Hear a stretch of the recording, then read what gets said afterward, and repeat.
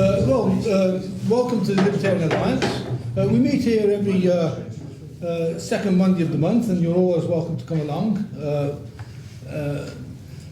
This month we've got David Goldstone, who's talking about why libertarians should be interested in Bitcoin. Something like that.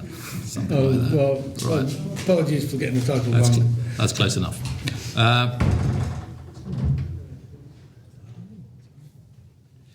Good evening, everybody. The title that I've set myself is Bitcoin. What is it, and why should libertarians care about it?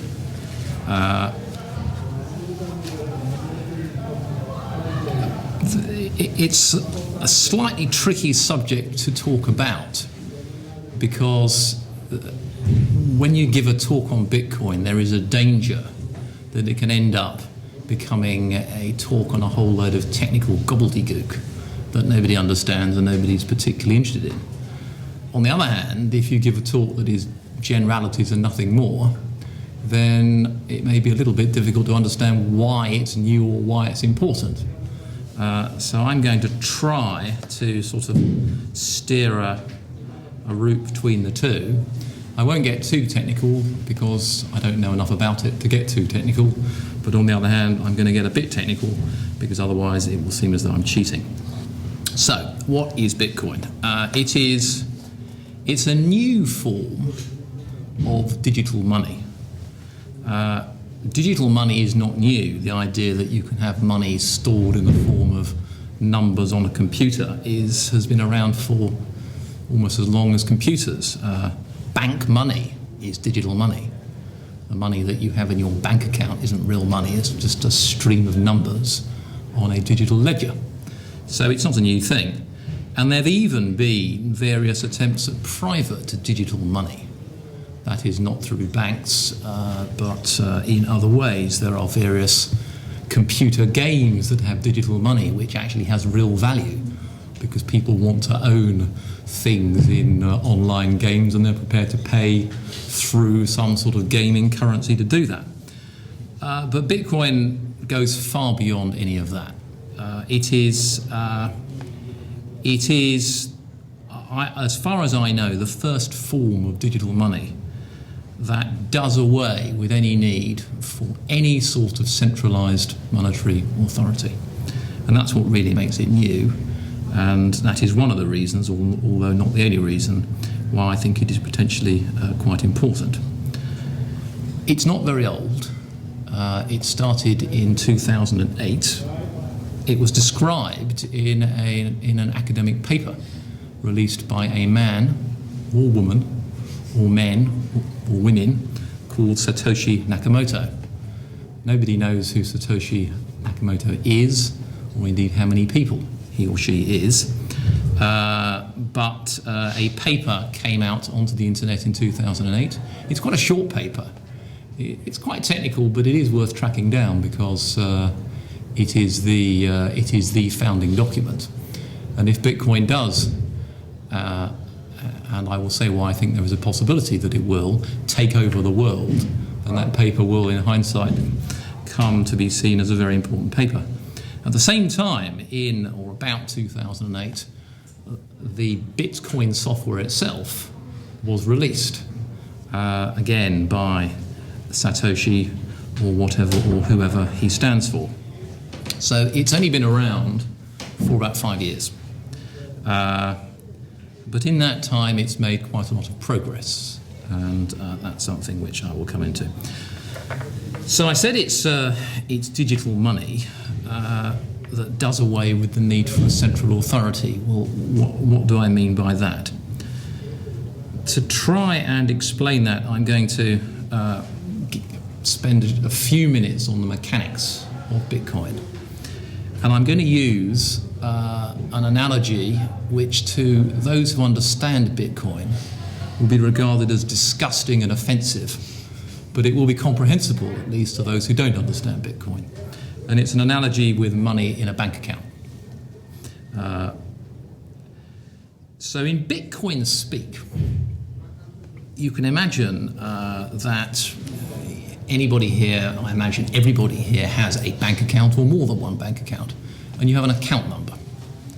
And you can think in Bitcoin speak of your account number as being a stream of numbers and digits called a public address. What I'm going to do is I'm just going to hand out some bits of paper. And these are just a whole load of Bitcoin addresses so that you can just see what they look like. If somebody just wants to take a whole pack of them, take one. There's no Bitcoins on any of these. There's loads there, so they've got no value. So you can't spend them. I was thinking of putting a little bit of Bitcoin on each of them so that you might hold on to them and save them, and then in years to come you'll all be rich. But it would have taken too long, so I haven't. So I'm afraid that these are completely empty of Bitcoins. But I'll wait until everybody's got one. It's just easier to understand when you've actually got something in front of you that gives you an idea of what we're talking about. So, if you look at and you can ignore all of them except just look at the top box. In the top box, in the top box, you'll see Bitcoin address, colon, and then a stream of numbers and letters. And you can think of that as being like a bank account, or rather an account number, all right?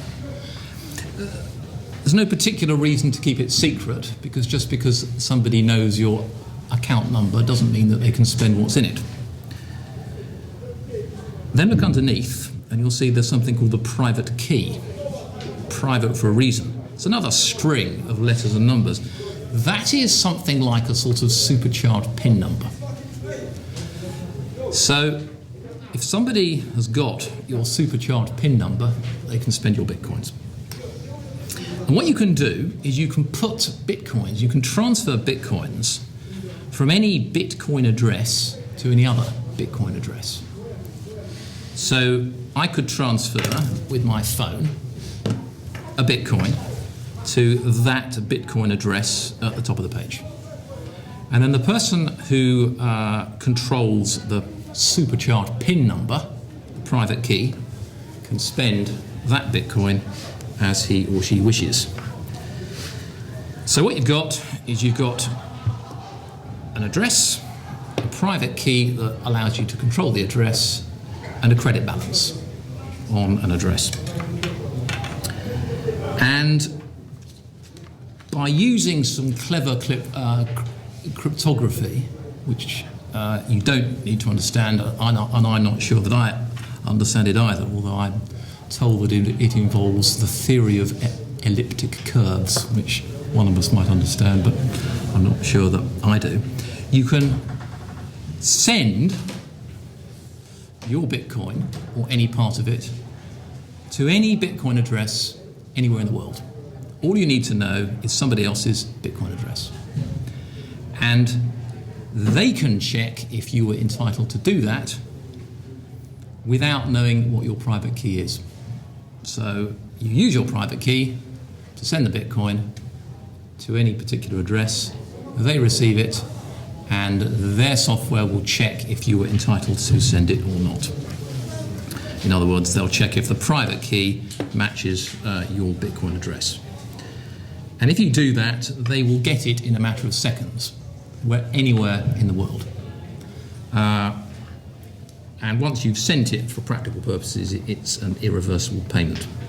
So, to that extent, it's a bit like a sort of supercharged bank transfer. You can send a balance from any Bitcoin public address anywhere in the world to any other Bitcoin address anywhere else in the world instantly and free of charge. And that's all great and that's all good. And it sounds a bit like modern banking with a sort of extra advantage that you can send it across the world, you don't have to pay bank transfer fees. It's instant, it's fee-free, and it has all sorts of other advantages which we will come on to. But the analogy with bank accounts is quite a poor analogy for a number of reasons. First of all, you can have as many Bitcoin addresses as you want. You can have thousands, you can have millions. There's no limit. You can literally get a bit of software, stick it on a computer and just print them out by the hundreds.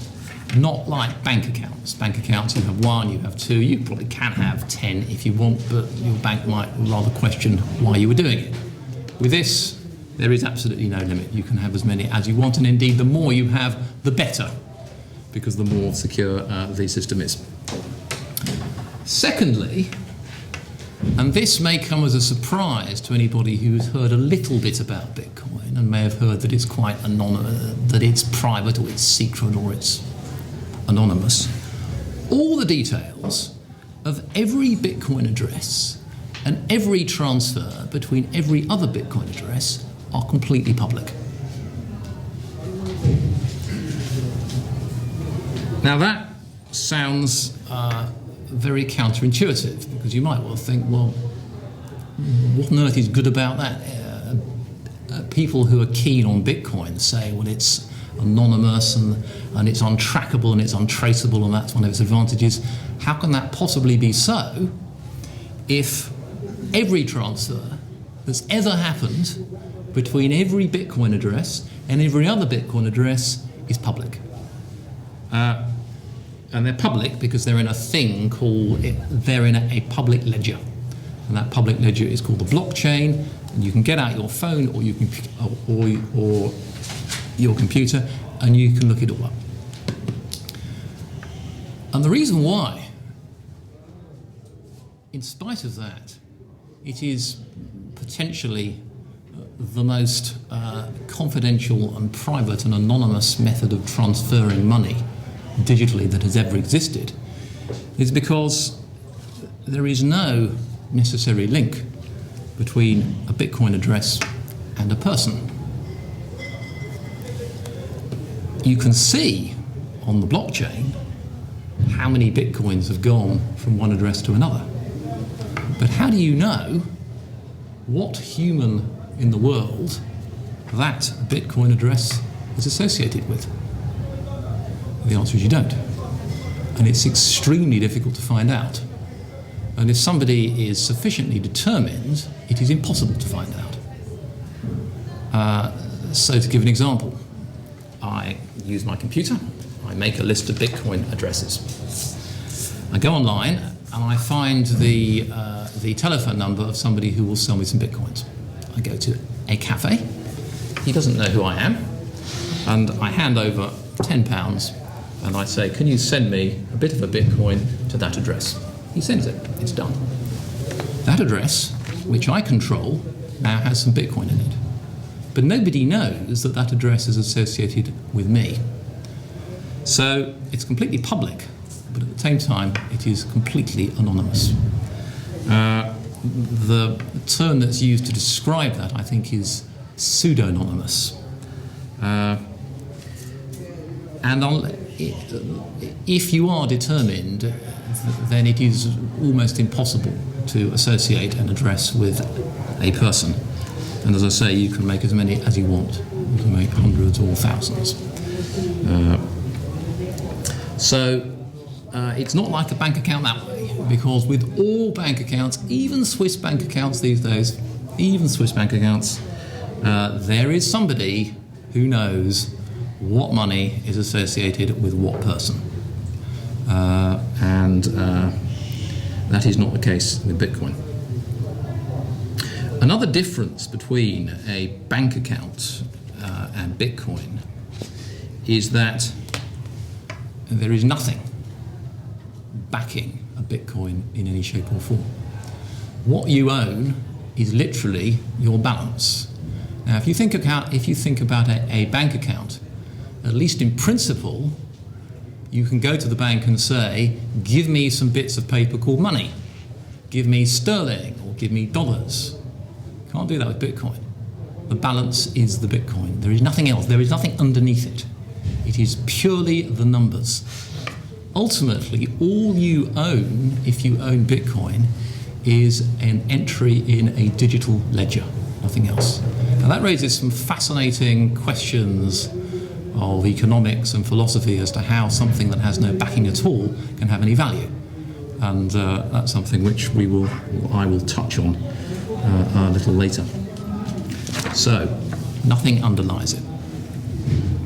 But the third and the most important difference between a Bitcoin account and a bank account is that there is no bank in a Bitcoin account. And that comes back to the point which I mentioned earlier. There's a ledger, but there's no central authority. And this is where the genius of Bitcoin comes from. Everything else in Bitcoin is brilliant, and it's nicely done, and it's well put together, so on and so forth. But it's not actually original. It just takes a whole load of very good ideas from cryptography and from various other disciplines.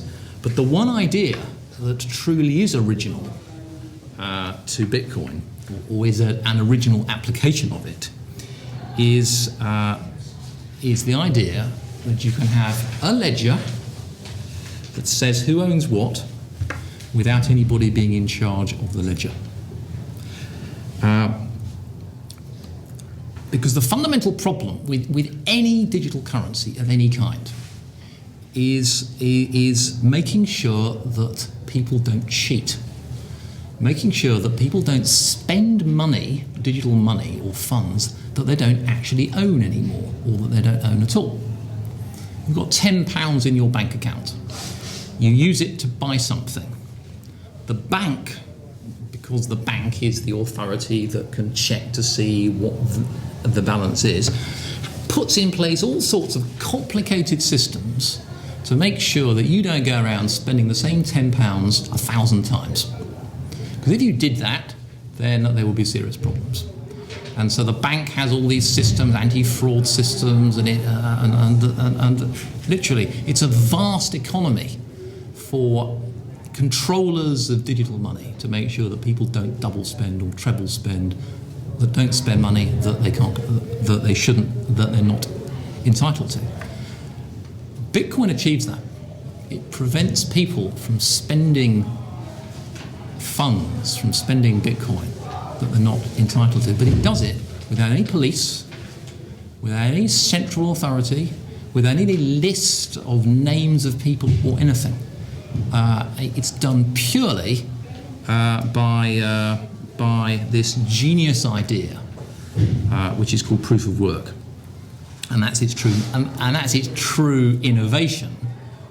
I've given quite a lot of thought to whether or not I'm going to try and explain proof of work, and I've decided, upon mature reflection, that I'm not going to. I'm very happy to explain it in discussion afterwards, or even if somebody wants to ask a question, but I don't want to take the responsibility for it, because it is quite difficult. But so you'll just have to take it from me that there is an innovation at the heart of Bitcoin, which means that you have a ledger with a list of who controls what.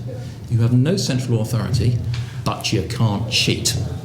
You can't have a Bitcoin on your address, use it to buy some gold from somebody, and then an hour later transfer the same Bitcoins to another account controlled by yourself, or use it to buy some more gold from somewhere else. The system won't let you. And it won't let you even though there's nobody in charge. And the way that is done is brilliant, but it would take too long and the audience would get restive. And so I'm not going to go into that, but it does work. And even though I'm not going to explain how that works, there are some things about that which you need to know. Okay? The process of doing that involves solving some difficult puzzles. Those puzzles are solved by people running very powerful computers all around the world, racing to solve these problems. The incentive for solving those problems is some free Bitcoins. And so what you have is you have all these computers all around the world run by people in their basements and in their kitchens and etc., etc. And they're running these computers to try and solve these problems so that they can earn themselves some Bitcoins. And in the process of doing that, They are keeping the system honest. They are the backbone of it. And that process is called mining. It's entirely metaphorical. You're not mining anything. But if you succeed in solving the puzzles that need to be solved to make the system work, you earn some bitcoins. Our current price is, each time you solve one of these puzzles, you earn about £1,000 worth of bitcoins. So it can be worth it, as long as you're not spending too much on the computer and you're not spending too much on the electricity. Now, some people say, well, that's just crazy. All these computers running all around the world, burning energy and electricity for the sake of solving stupid mathematical puzzles. Well, what's the point of that? Well, the only answer I can give is that it is necessary to be done to make Bitcoin work. Bitcoin is not a completely free gift from God. It has some costs. And one of the costs associated with it is that it only works because of the mining process. And so some electricity, some energy has to be expended to do it. It's pretty minuscule, but to say, well, that's absurd, is a bit like saying, well, it's absurd spending money mining physical gold. Well, yeah, it's expensive to do it, but if you want gold, that's what you have to do. That's how you have to get it. And it's the same thing with Bitcoin. That process of solving those puzzles by computers all around the world has to be done for the system to stay honest. The crucial point, though, is that it's done by computers all around the world, because you have many, many people competing to do this. And because you have hundreds or thousands of computers doing it, it makes it impossible for anybody else to cheat. Because if I wanted to cheat, I would have to have computing power that exceeds all the computing power of all these computers all around the world. And to give you an idea of how impossible that is, the Bitcoin network already has a total computing power for solving those puzzles that is greater than the computing power of the world's top 500 supercomputers. So it is truly impossible to cheat, at least within any reasonable timescale.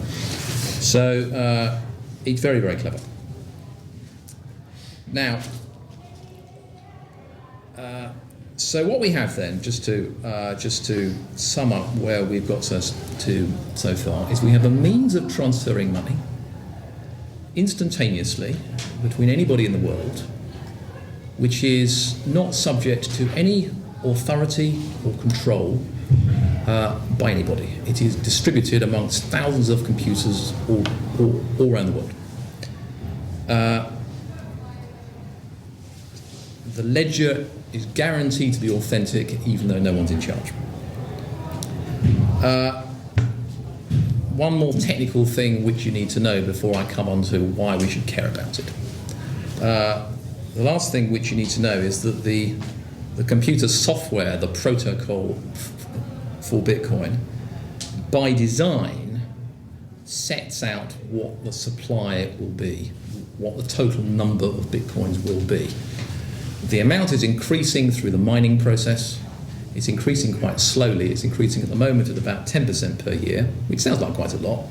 In 4 years' time, that will go down to 5%, and it will halve every 4 years, so that within 12 to 15 years, the rate of monetary inflation will be negligible. The total number will never exceed about 21 million. It's currently about 11 million. You may think, well, if the supply is going to become fixed, then what's going to happen to the incentive to all these miners who are necessary to keep the system honest? And the answer is that they will earn their fees by transaction fees, but it'll be the same process. They'll still be solving puzzles, but they'll be paid, instead of being paid by new coins, they will be paid as a tiny percentage of the value of the transactions which they are processing. And the reason why the reason why that wasn't done in the first place was because you had to have a way of giving out the bitcoins to the world. And if you started with 21 million bitcoins in the first place, who was going to have them? So the designer or designers decided that the best way to get them out was through the miners, through this process of inflation, which eventually gets replaced by transaction fees. Okay. So there we are. Now that's a very quick, glib, and not entirely accurate summary of what it is. But that's not really the interesting bit. The interesting bit is, why should anybody care about it? There are two views. The first view is that Bitcoin is an interesting experiment with no particularly serious implications and no particular long-term future. And that's a perfectly respectable view, and it may well be right. Another view is that it is potentially the most important development in money since the invention of money itself, which is quite a grand claim. And it's probably a wrong claim, but it might just be a right claim. And I think it's a claim that has sufficient plausibility to take the subject very, very seriously. Because if that claim is correct, then we are looking at a huge monetary revolution. So why might that claim be correct? Indeed, what is it that makes the subject interesting and important, which leads on to why the claim might be correct. The first point that's worth making is that, in a sense, whichever of those two views is right, Bitcoin is actually a very interesting topic in its own right. It's just intellectually very interesting, because it is the first time, I think, that we have seen the emergence of a sort of spontaneous, private, digital money with no central issuing authority. So it truly is the first time that that has ever happened in human history. So that's interesting. It's interesting because it's not backed by anything, and yet it clearly is money. It's, or at least it's a medium of exchange, and it's increasingly becoming money in the sense of being increasingly widely accepted. Now that raises all sorts of questions. Well, because you can read a great deal on the question of, can you really have money if it's not backed by anything? And the answer clearly now is yes, you can, because you do. It's called Bitcoin. So you can have an intellectual debate about that, and there are many libertarians, particularly those schooled in the Austrian school, who have some difficulty with the idea of Bitcoin because they don't see it as emerging from a commodity. Now there are answers to that, and there are papers on the subject, and there are counter papers, and there's and so if you are interested, that's something which we can talk about afterwards. But it is a very interesting thing that suddenly you've got something which has emerged spontaneously on the market, unbacked by anything, which is treated, which seems to satisfy the characteristics of money, but it's not backed by anything, and it's got no central issuing exchange. Of course, gold has no central issuing exchange, but it did originally, I think, emerge from being a commodity. Bitcoin, on the face of it, was never a commodity. It's always just been money. But no, it's what it has. It has all the attributes that one associates with money, but I think it's a better form of money than we've ever seen, because it's got all those attributes, but in a really good way. So if we consider some of what the traditional attributes of money are, or of good money, what ought good money to be like? Well, it ought to be, to the greatest extent possible, private and anonymous. Tick VG. Not as anonymous or private as, let's say, lumps of gold. But on the other hand, if you want to transfer lumps of gold between people, it's not always that easy, particularly when they're a long way away. And you end up involving banks and all sorts of things, and you lose all that great privacy and anonymity. Not so with Bitcoin. So for those who want to keep transactions out of the eyes of government, it is probably the best thing that there has been. And there are those who would say that that is a good thing, not a bad thing. It is highly secure. once you own your bitcoins, you can, if you want, store them simply in the form of that piece of paper, which you can snip out, and you can put in a bank vault, or you can put somewhere in your house, or you can put anywhere you want where nobody can find it. You can even have a phrase in your head which can be used to generate your private key, so you don't need it anywhere. You can have all your wealth stored in a phrase in your head. And that is truly unique. That's not something that... Now, as long as it's a secure phrase, you can have bad phrases, poor memory. Or a poor memory. So it's probably best to keep it somewhere. But you can store it so you can store it as a piece of paper. You can store it in physical form as a coin. Here is a Bitcoin, literally. This is actually a 5 Bitcoin piece, so I'm not going to hand it round because it's worth about £250. This consists of a private key and a public key, or a public address. You can see the public address, but you can't see the private key. It's covered up, and it's going to stay that way. And so this, and if I wanted to spend it, I could either literally use this and spend it, or I could scratch away, see what the private key is, and then use that. So for those of you who don't like computers, you can have your Bitcoin money just like any other money. So it's secure. It's essentially impossible for Bitcoin transactions to be blocked because they work through a global network of computers. Those of you who are familiar with the online music scene may have heard of something called Napster. Napster was a way of downloading software and music and all sorts of stuff but the problem with Napster was that Napster was centralized. It was operated by a particular website, and so it got shut down. It was then replaced by something called BitTorrent, which is the decentralized version of Napster. And believe me, Hollywood has spent a lot of money and put a lot of effort into shutting down BitTorrent, and it can't do it because it's distributed amongst thousands, hundreds of thousands of computers all around the world, just like Bitcoin. So it's almost impossible to stop, well, it is impossible to stop Bitcoin transactions. If I want to send my Bitcoins from this address to another address, there's nothing that any government anywhere can do about it, or even in principle could do about it. It's not computationally feasible. So, for example, if Edward Snowden wanted to take donations, and Visa refused to allow it because they wouldn't want to be associated with him, and PayPal refused to allow it, and he didn't want to restrict himself to a collecting bucket, which might not be very practical, he could take Bitcoin donations, and nobody could stop it.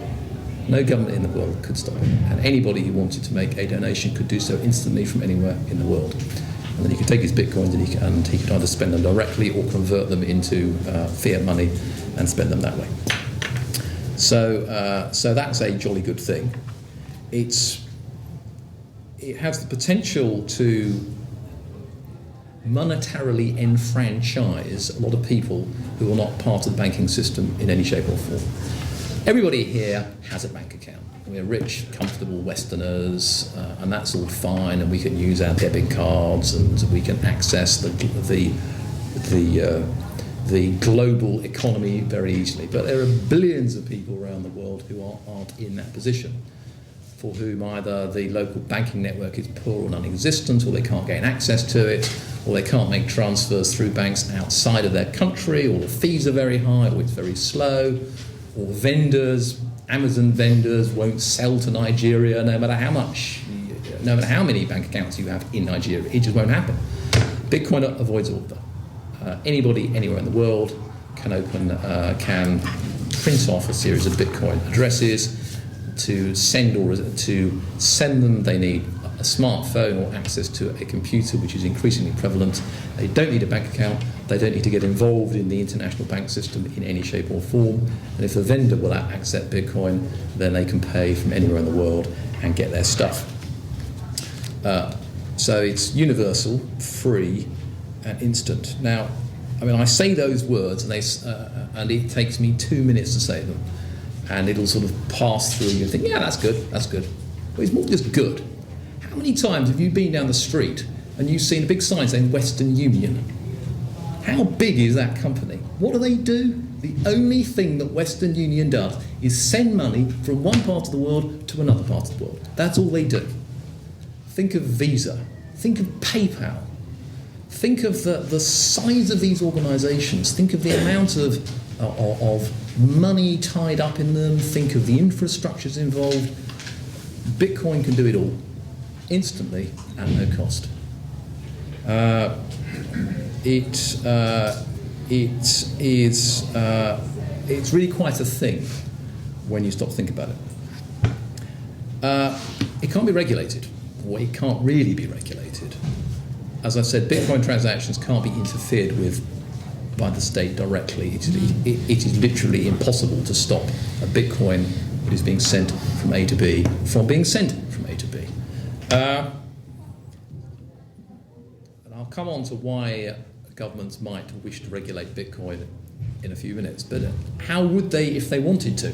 It's actually very, very difficult. They could declare the use of Bitcoin illegal.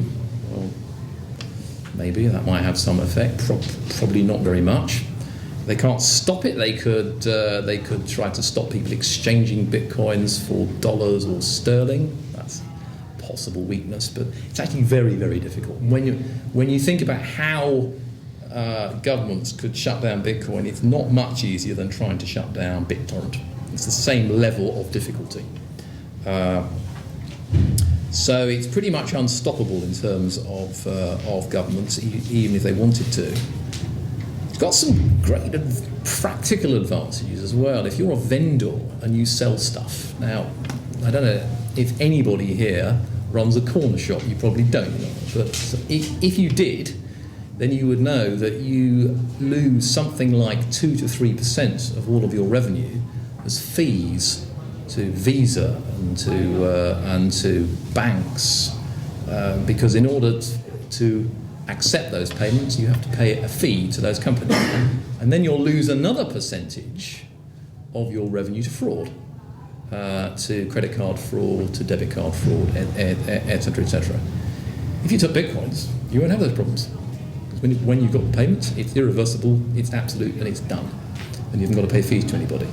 And that is one reason, although it's not the only reason, why we are seeing why there is a slow but increasing take-up of Bitcoin by not just online merchants, for whom it's ideal, but for what are called bricks and mortar businesses, because it cuts down their expenses.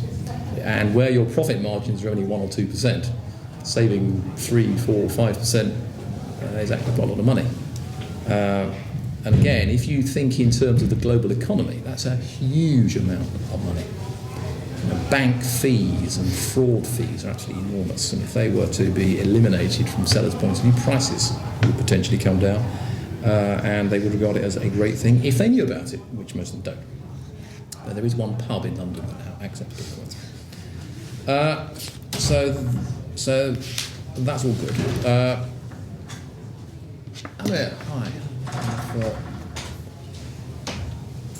So it's also got a feature which, when I first read about this, I almost couldn't understand it. It seemed to me to be almost incomprehensible, which is that it's the first form of money that's ever existed that is programmable. I mean, what on earth does that mean? What on earth is programmable money? Now, just take I don't know, £5 notes. If I want to buy something from you, okay, I'll give you the £5, and you give me the thing. The transaction's done. What I can't do is say to the £5 note, right, I'm going to give the £5 note to Bob, and he's going to give me something in return, but he's not allowed to spend it until 2 of 3 people say that's okay. So it could be him and me if the transaction is fine, or if we have a disagreement, him or me and a third party who will decide if it's okay. What you can do with Bitcoin is you can tell that to the £5 note. You can say, these are your instructions. You can program the money, and you can tell it in what circumstances the receiver is free to spend it or not. Now, I see some furrowed brows here, and my brow furrowed when I first read this. And then I began to think about the implications, and actually they are truly revolutionary.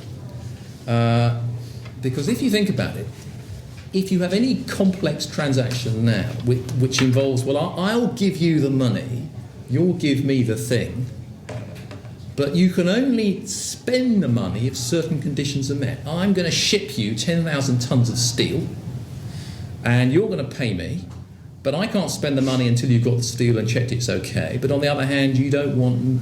I want to know that I've got the money and I will be able to spend it if the steel is okay. And the whole of global trade works with those sorts of conditions. And at the moment, to make that sort of system work, we have complex legal structures. We have to use banks.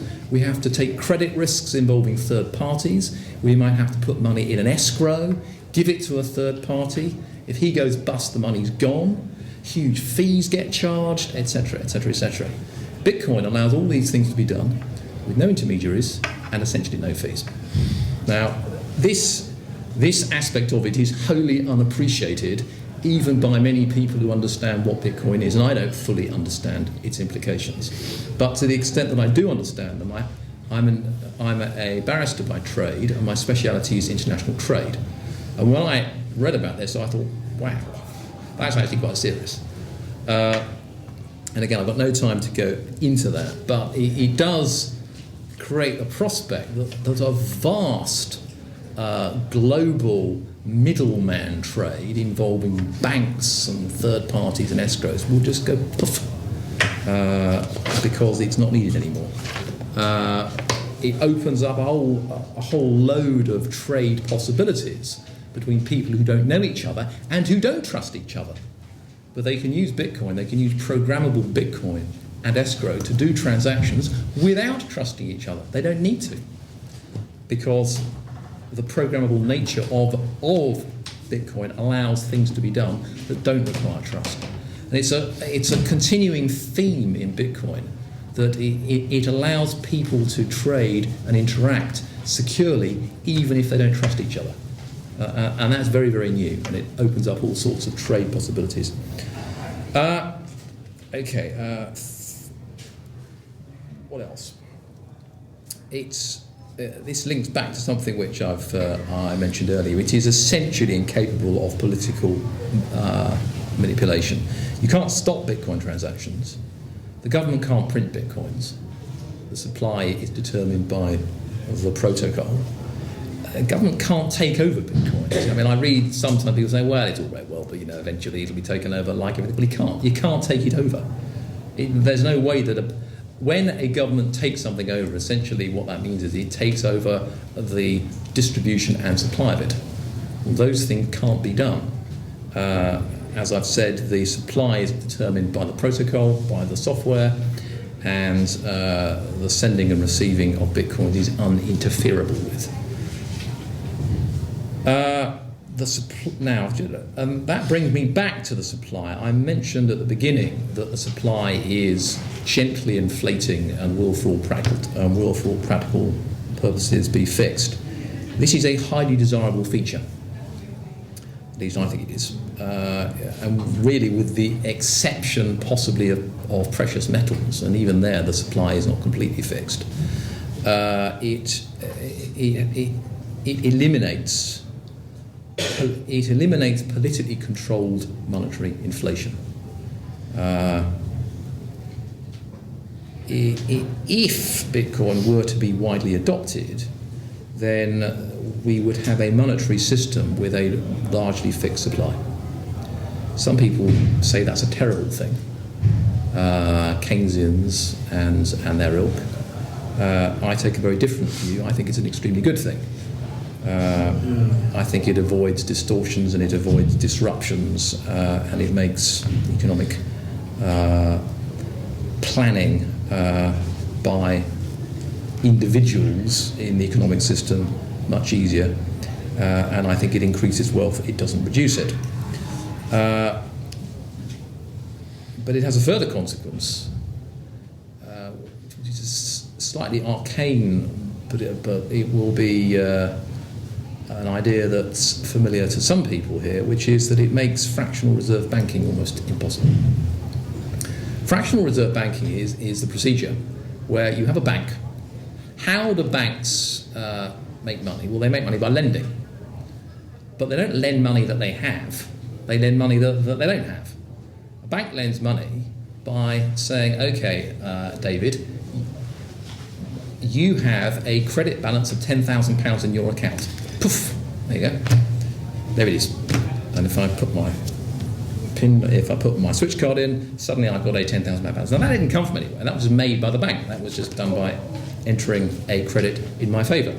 And I can take that and I can spend it by transferring that balance to anybody else, because people accept bank credit as money. And so the amount of money in the system has nothing to do with the quantity of physical notes in the system, or very little to do with it. There's some vague relationship, but it's a huge multiple. And that has all sorts of consequences, most of which are bad. And one can debate how bad they are, but they are on any view bad.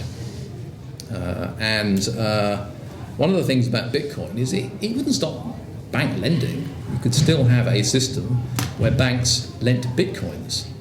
But if a bank lends Bitcoins to me and then I use them to buy something, the person that I use the person from whom I buy doesn't want a bank credit, he wants the Bitcoins. Because he wants the Bitcoins, there's no scope for bank credit expansion at all. None. So lending doesn't stop, and lending is very important. And borrowing doesn't stop, and that's all fine. And intermediaries may well continue, you could see, continuing to exist, who specialise in pooling deposits and lending them out. But fractional reserve banking is a serious problem if Bitcoin becomes widely adopted, because why should anybody take a bank credit with the associated credit risk and the associated public or at least disclosable, non-anonymous nature of a bank credit when they can take a Bitcoin that has none of those problems? So non-inflationary, no fractional reserve banking, with some therefore revolutionary important economic implications if it were to be widely adopted. Including potentially, and it's a grandiose claim, but if Bitcoin spread sufficiently so that it were to comprise a significant part of the world's money, the reduction of business cycles. And then lastly, there are many other things that I could talk about, but what happens to the ability of governments to raise money if Bitcoin becomes a widely distributed or major part of the world's money supply? Well, it's a bit of a problem, because it's a bit like gold becoming a major part of the world's money supply. You can't print it. Governments would lose the ability to expand their power by printing money. Mr. Bernanke would not be able to do what he does at the moment, and Mr. Kenny will not be able to do what he no doubt intends to do in the future. QE becomes impossible. Doesn't mean, I'm afraid, that governments would lose access to money. They would still be able to tax, and they would still be able to borrow, but they would not be able to print. And in the modern world, the ability to print money, from the point of view of governments, is a crucial aspect to their ability to maintain and expand their size. And that would go. So, what do we get to? In summary, we have an intellectually fascinating new kind of money. It is anonymous. It is uninterferable. It has no fees associated with it. You can send it to and from anywhere in the world. You can't cheat. The supply is fixed. It is spontaneous. It is distributed. It is secure. It is fraud-free. obviously you can steal bitcoins like you can steal anything else. But in terms of vendors, it's essentially fraud-free. It brings down costs. It brings people into the monetary system who are not currently in it. It's programmable. It can't be politically manipulated. Makes fractional reserve banking almost impossible.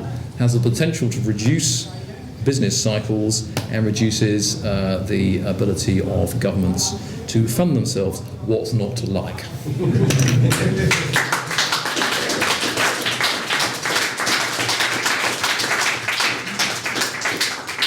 Any questions or comments? Jan?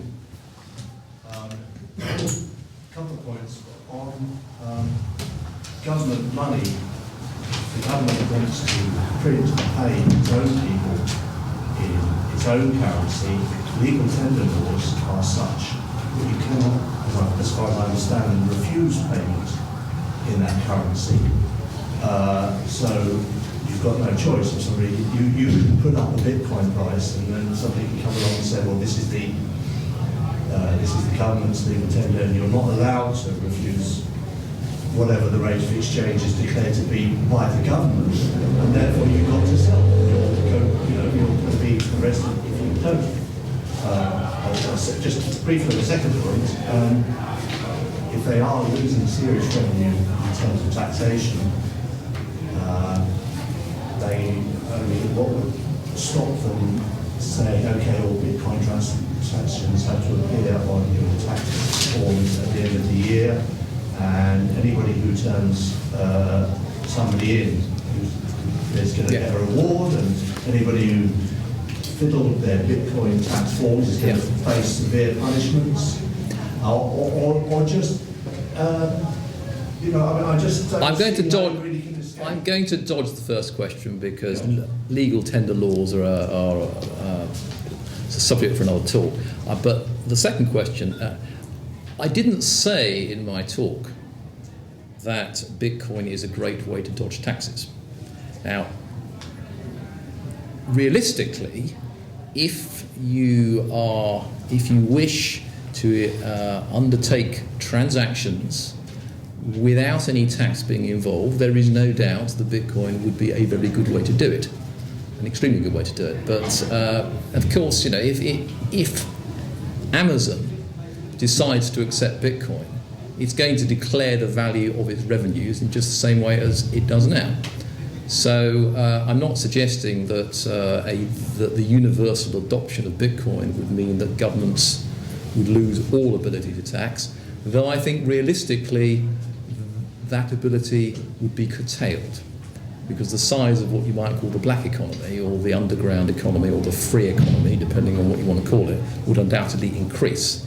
Because by its very nature, if you have transactions which are anonymous and untraceable, which these effectively are, there will be many people who would choose to go down that route, legal or illegal. But it won't eliminate tax altogether, because if for no other reason that many businesses don't want to take the risk of being prosecuted for the very reasons which you just given. Hi there. I'm just wondering how does this connect with legislation that's already in place to force people to hand over private keys? For example, could a government agency force somebody to hand over the Bitcoin private keys, in effect forcing them to hand over their wealth? The answer is I don't know. I mean, there are no theoretical limits to what governments can do in terms of using force. That much we know. And so I don't exclude the possibility that in some hideous world in 25 years' time, we have capital controls to such an extent that there are laws that are passed that say, anybody who uses Bitcoin shall be required to deposit their private keys with some central government registry.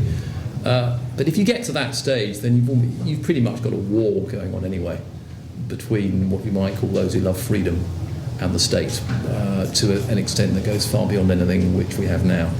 So, and if we get to that situation, then I think being forced to hand over our private keys will be the least of our worries, because that would require such an oppressive and dictatorial, an overwhelmingly large and nasty government. If we got to that stage, as I say, I think we would have other worries. And of course, the answer is ultimately, I suppose, if I lived in a jurisdiction and I had enough wealth that I was at risk of that, I would simply flee that jurisdiction. And I'm sure that many other people would do similarly. Then the chap in the back, Tristan, yes, you, and then Tristan, you almost, I must apologise, a lot of people got their hand up almost at the same time, so collectively, the chap and then Tristan afterwards. I'm sorry, you're going to be quite aggressive, but the whole of the Bitcoin situation, from start to finish, as far as I'm concerned, is one big con. And the reason is you alluded to, is because it's not backed by anything.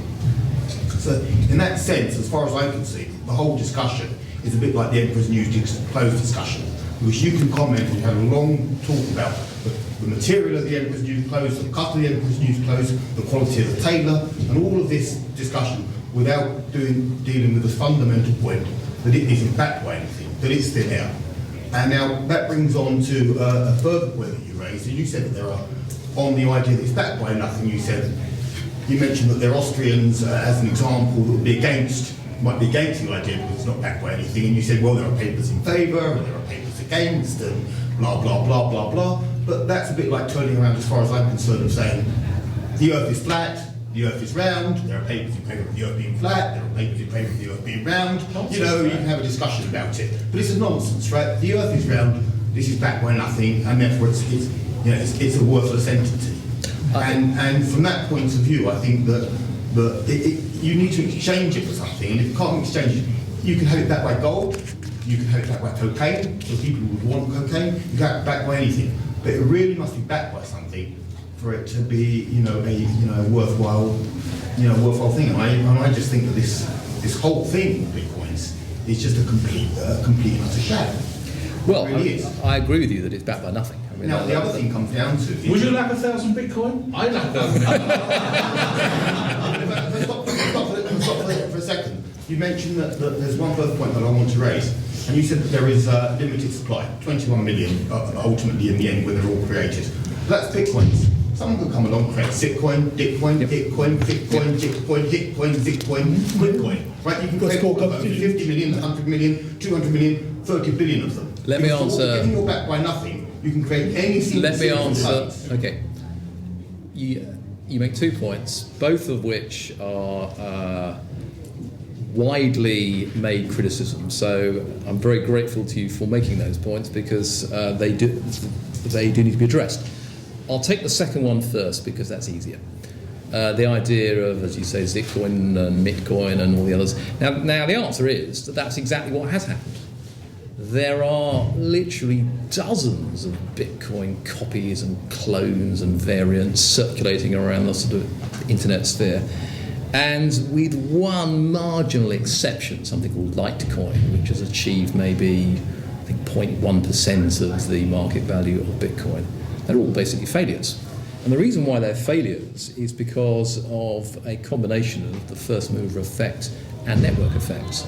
The value of something like money, it's a bit like language. The more the people use it, the more valuable it is. And people, when they start using a money, want to use one that lots of other people use. And people, when they learn a language, generally want to learn a language that lots of other people are using. Hence, I'm afraid, the miserable but predictable domination of English in the world. Bad English in the world.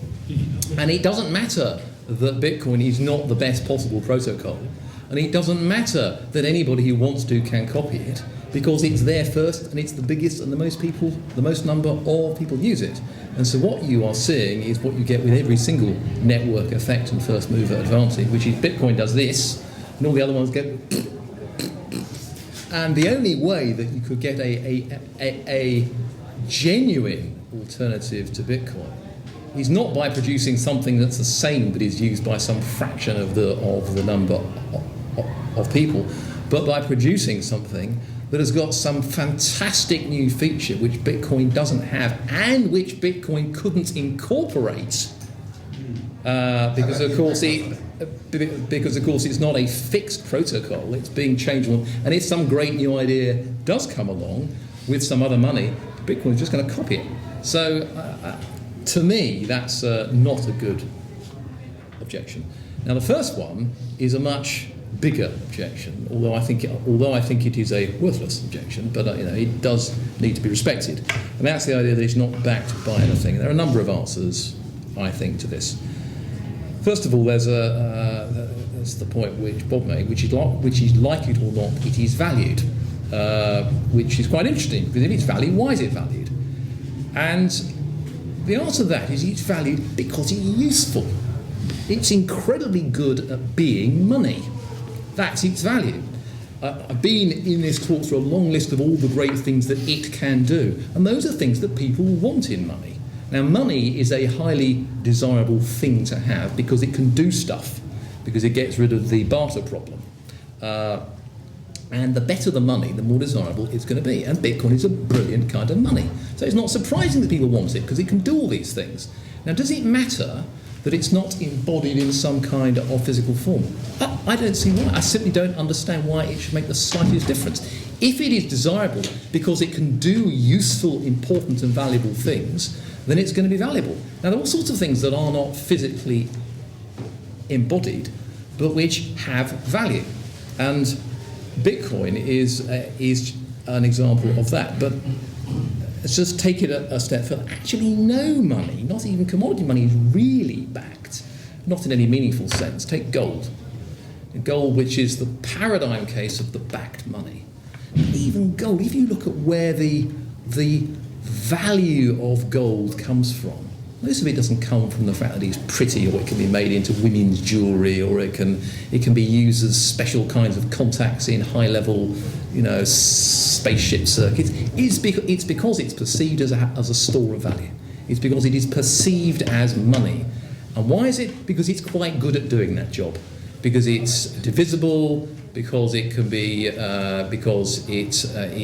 can be transferred, because it's long-lasting, because it's quite hard to fake. In other words, what makes gold valuable as money is it makes good money.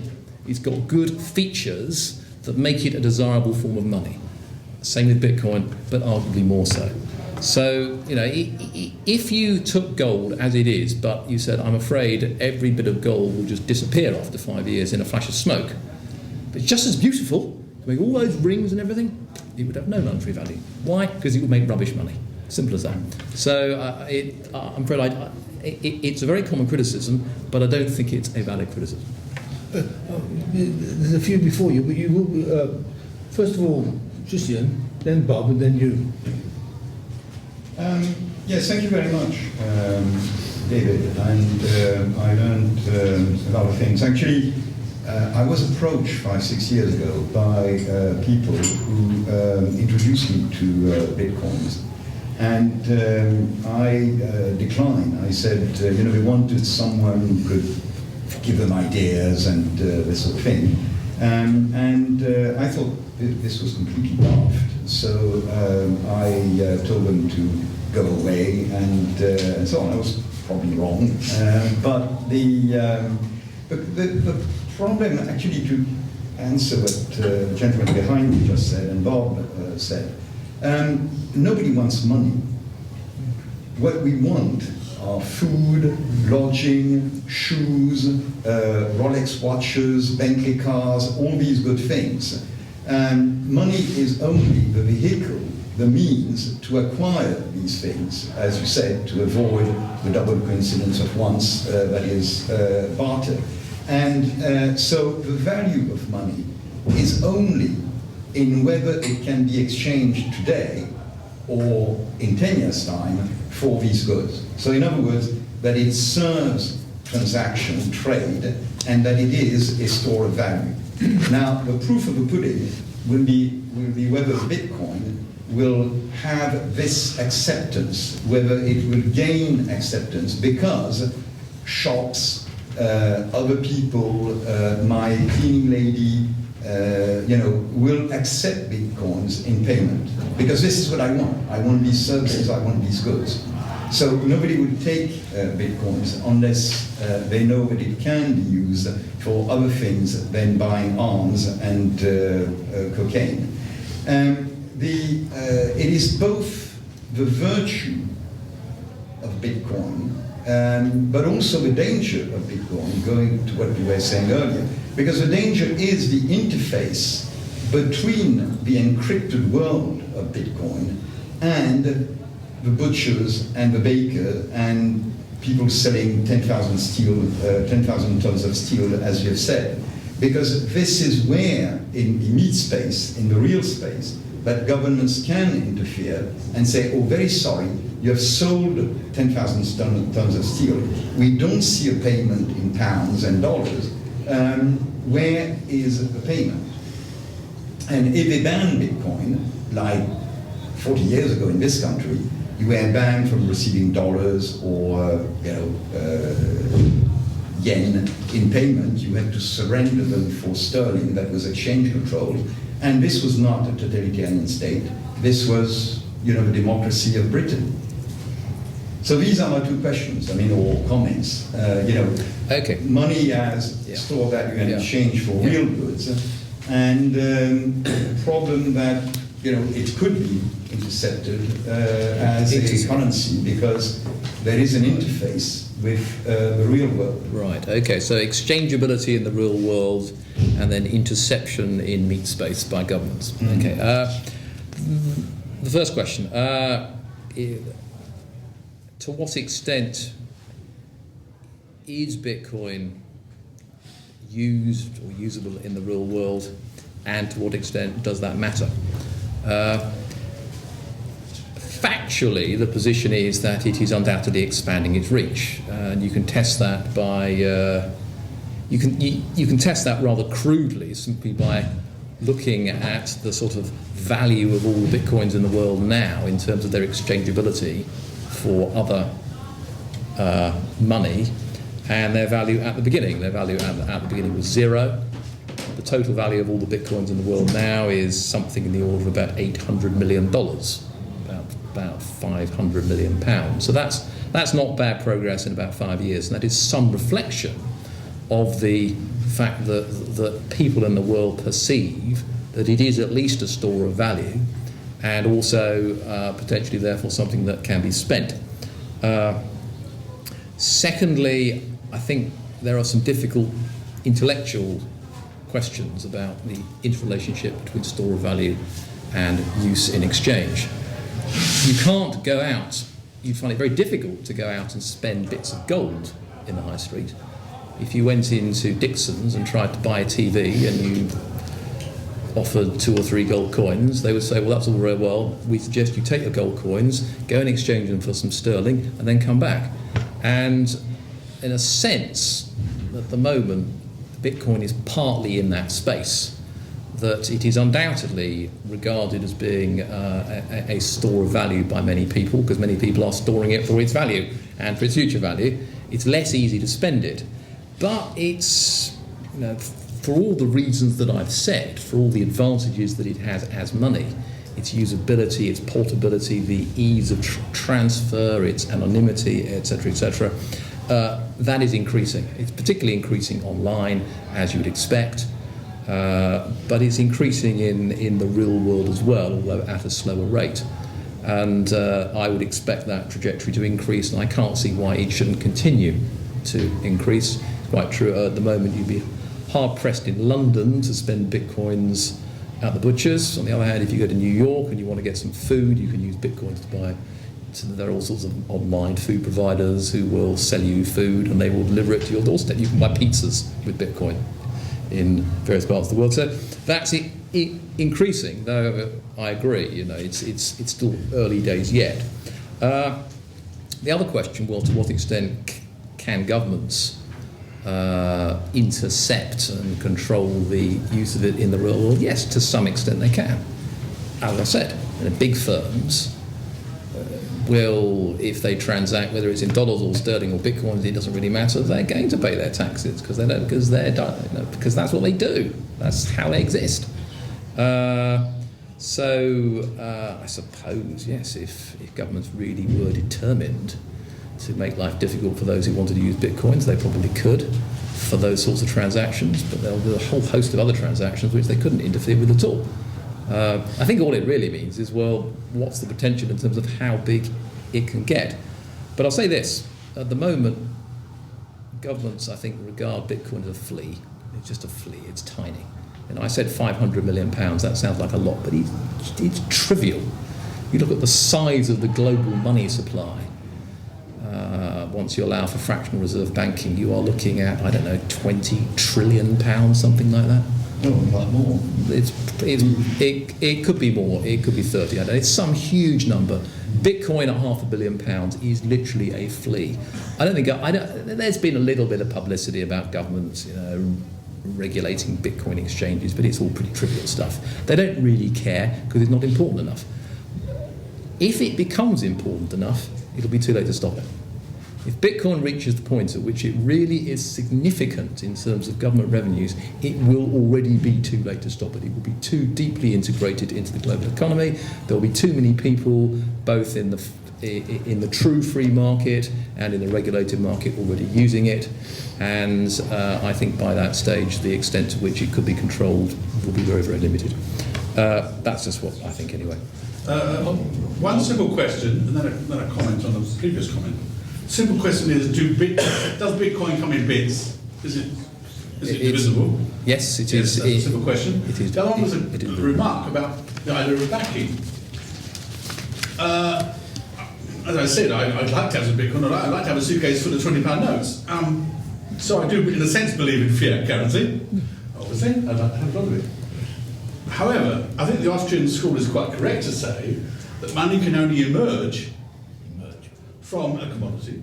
You may then sever, thanks to government controls and assistance and legal tender laws, make a division between the name, which can be a bit of paper, and what used to be silver or gold. So it has to start as a commodity, but it can then lose the commodity. Yeah. It might be that the dollar will disappear, but people are using dollars to buy Bitcoin, so it can work in that way. I think that's absolutely right, and I think that is how you reconcile the two. Bitcoin, you can trace it in terms of exchange through fiat money, and then you can trace that back to commodity money. So there is a chain.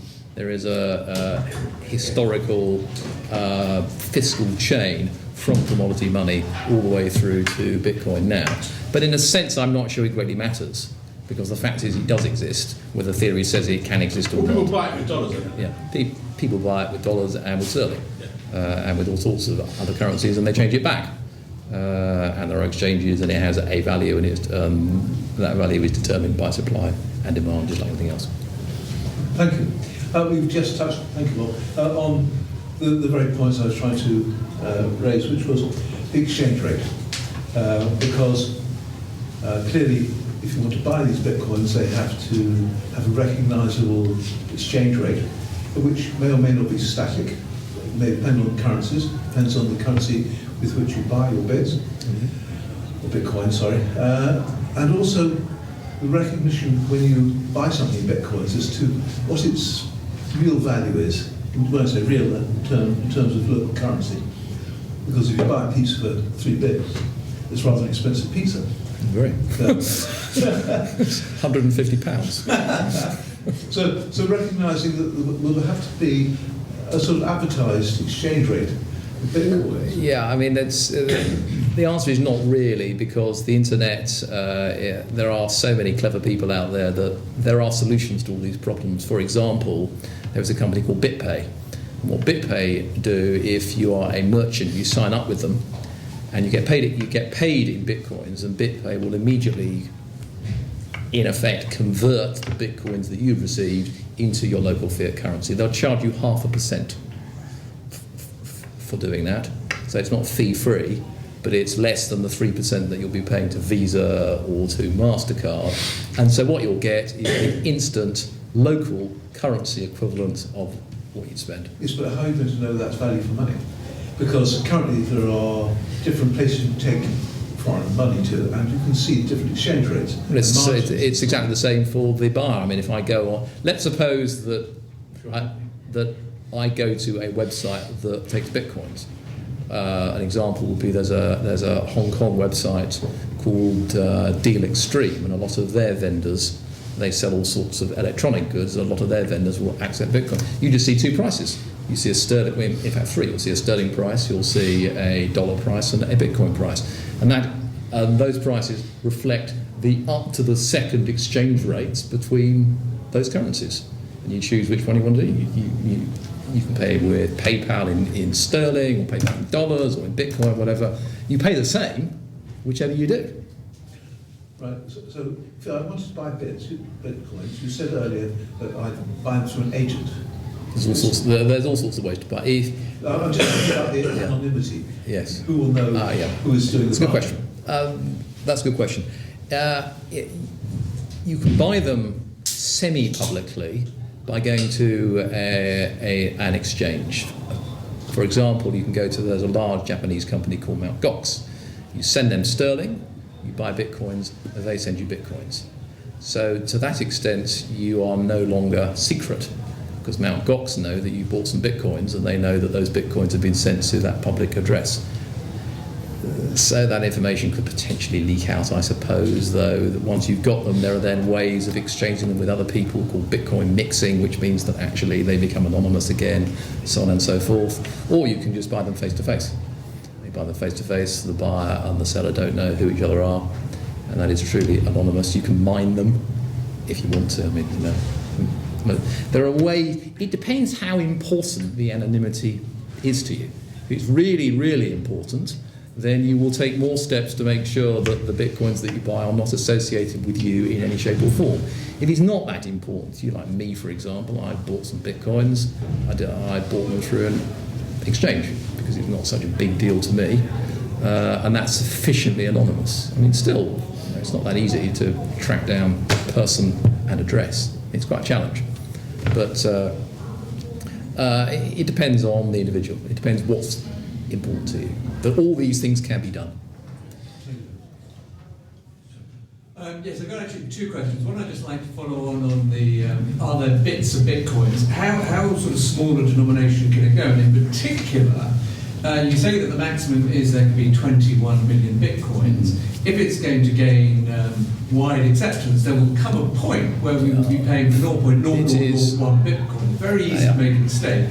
Is there a facility to essentially say each bitcoin is now suddenly 1,000 bitcoins? The answer is, I think at the moment, I'll be corrected by a gentleman sitting at the back of the room, but the answer at the moment is I think it's divisible down to 10 to the minus 9, something like that. But I think it's possible for the protocol 10 to the minus 8.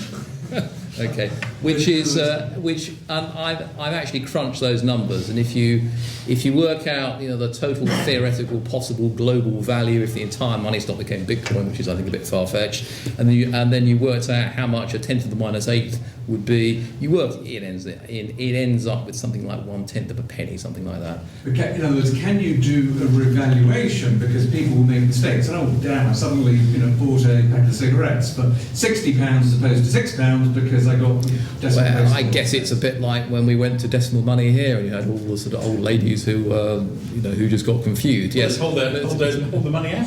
Exactly. Let them take it. I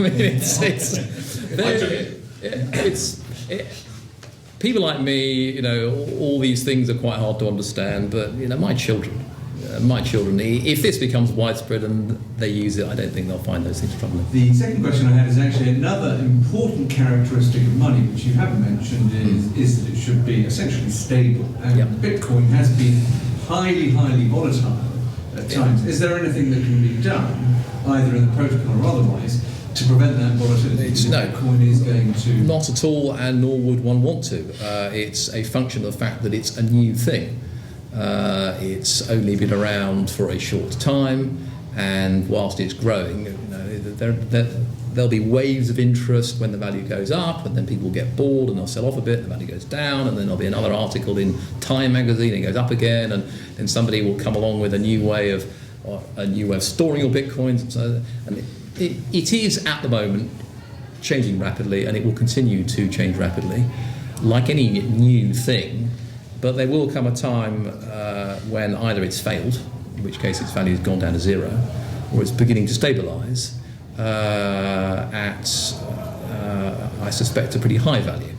I mean, there's one well-known Bitcoin commentator who said that really the future value of Bitcoin is binary.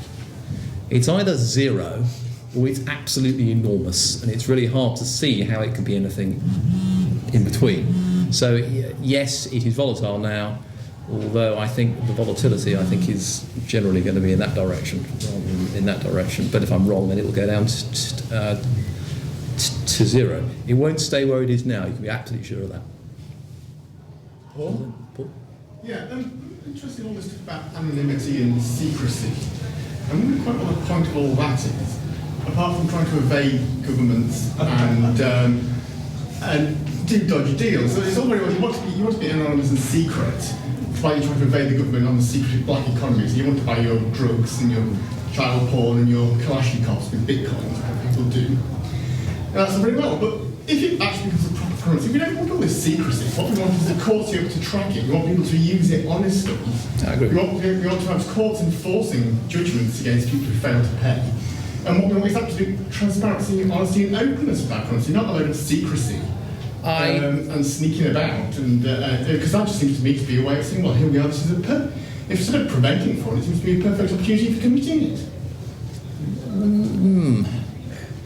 I'm not sure about that, because I think you have to disentangle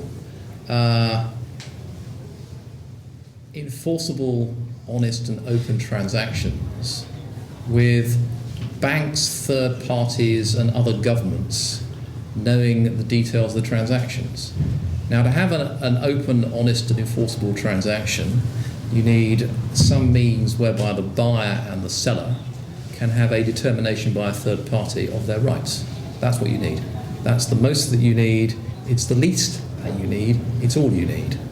Bitcoin enables that to be done as well, if not better, than existing forms of money. All the rest, I don't really see why that's needed. Now, I understand the argument, if I've got nothing to hide, then why do I need to keep things confidential? And, I say that. And yes, let's put a camera in his bedroom, I can hide, blah, blah, blah, I don't see why there's any virtue in third parties who don't need to know knowing. Now, I may have nothing whatever to hide, and that's fine. But the only people who need to know about my transactions are those people who may be called upon to arbitrate if something goes wrong. Beyond that, it's not needed. Bitcoin, it seems to me, allows and encourages a degree of openness that enables transactions to be enforced and arbitrated upon, which is exactly what you want, but no more than that, because no more than that is needed. So I think that's my answer. Bob? I've got one more question. I understand the point that Bitcoin doesn't need backing because effectively it is gold, in a sense, because it relies on prime numbers and the fact that it is not computationally easy to solve multiples of prime numbers. My question is what consideration is there in the design to accommodate the realisation of something like quantum computing, where the solving of multiples of large prime numbers becomes a reality? I don't actually know if it uses prime number cryptography. I think it uses something called elliptic curve cryptography, but I'm not quite sure about that.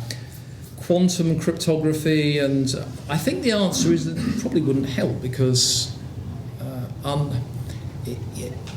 if quantum computing allows the puzzles that are part of the proof of work to be solved more quickly by quantum computers, then I imagine all will happen is that the Bitcoin miners will get themselves a load of quantum computers, and the network will still be much, much faster than any one quantum computer.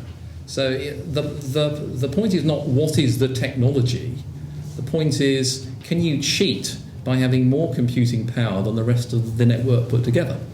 And I don't see how that's possible irrespective of what the technology is. It could be quantum computers, it could be anything else. But if they are available and Bitcoin miners can get their hands on them, then the network is still going to be more powerful than any one individual. What if you had a transitionary period where only a relatively few number of individuals or government agencies had access to these massively supercomputers? Well, the question then is, why would they do it? I mean, I suppose you could do it to wreck the system. I suppose there might be a sort of period of 6 months when some NSA type organisation can think, actually, we can wreck this. But would they care? Is that what they're really interested in at the moment? I don't think so. I think they've got bigger fish to fry. Don't know.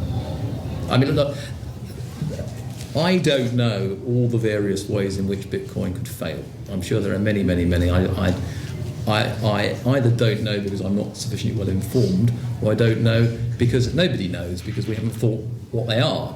But I'm sure there are many ways that it could fail. But I think my general thesis is that if it doesn't fail, I can't really see what's going to stop it. I don't really see what can stop it taking over, except something which I haven't thought of. I've just had a horrible thought, and I hope you will reassure me on this, that I have nothing to fear, which is the governments might see how well Bitcoin is doing and insist on taxes being paid in Bitcoin, and state employee wages and benefits being paid in fiat currency. Well, I suppose who would take the fiat? I don't know. I mean, it all depends on the relative valuation of things. That depends on the relative desirability of the two forms of money. It couldn't last forever. And if Bitcoin is relatively more desirable than other forms of money, then ultimately other forms of money will... Who's going to take wages in something that's not worth very much when there's something else that is? Sorry, it's David, isn't it? Yeah, that's right. Hi, I'm Brian. The thought occurs to me that during the Arab Spring, when a lot of sort of rebellions started up in these North Africa and Middle Eastern countries, one of the first things that the governments tried to do was shut down the internet and shut down things like Twitter and Facebook so that people couldn't communicate. If we had a financial crisis, wouldn't governments just shut down things like the internet again in order to prevent people from being able to communicate and make Bitcoin trades? Yeah, that's. I mean, it's a question which has been posed quite a few times, and I can only give the same answer as the answer which has been given many, many times, which is if the government shuts down the internet, then we have more things to worry about than the fate of Bitcoin. And it would need to be completely shut down. It wouldn't be enough just to shut down 95% of it. You need to shut down the whole thing. Amit. How will financial privacy and lack of financial censorship powered by Bitcoin transform the financial markets for the better?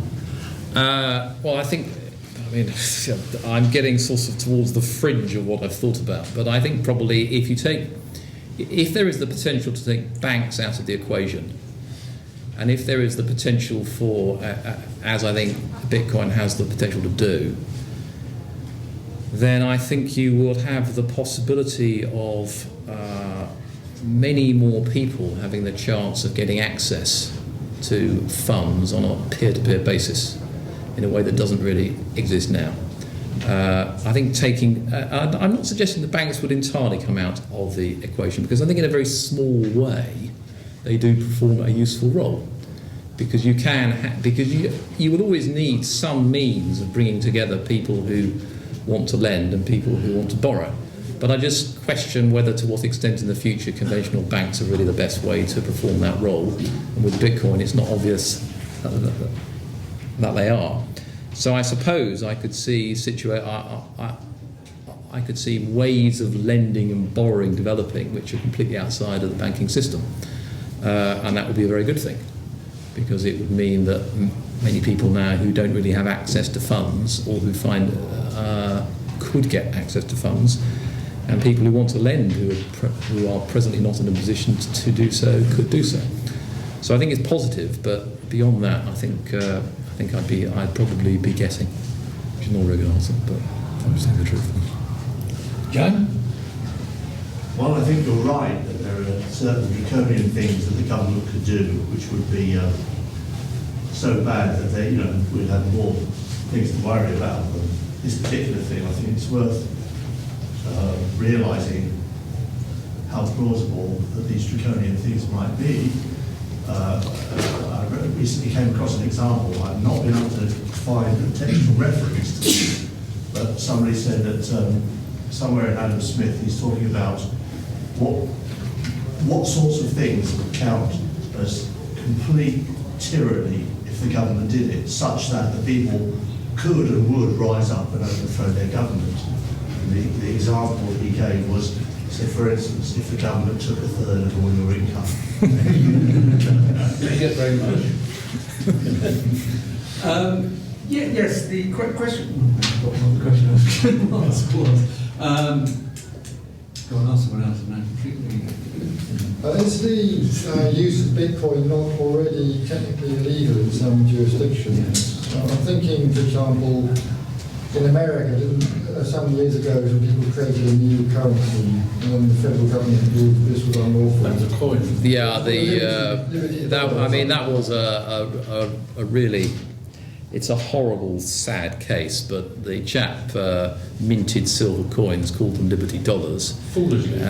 Foolishly. If he called them anything else, if they had no resemblance Discs of silver. to dollars, he probably would have been all right. But he made the serious error of calling them dollars.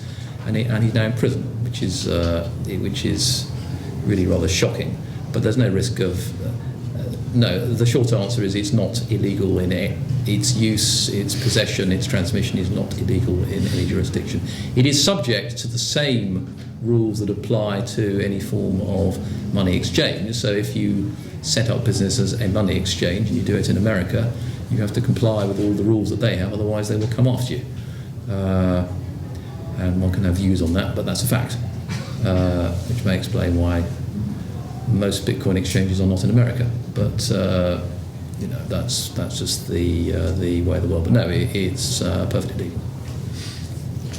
Actually, yes. My question was actually following on from that. Really, am I right in believing the UK government does not consider Bitcoins money, and that the US essentially does impose those sorts of restrictions? Do you know elsewhere in the world what their view of it as being money and having a financial transaction is concerned? I think you'd have to ask money for what purpose. I mean, if you trade in Bitcoins and you make a profit, then you're liable for tax.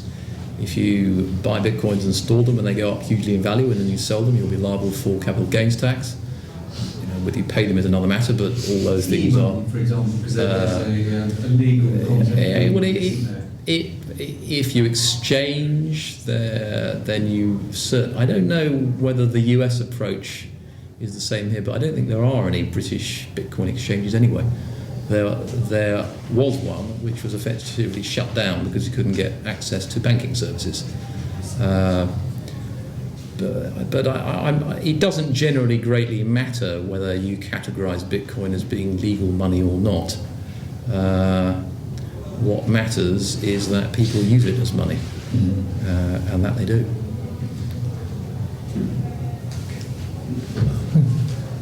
Go.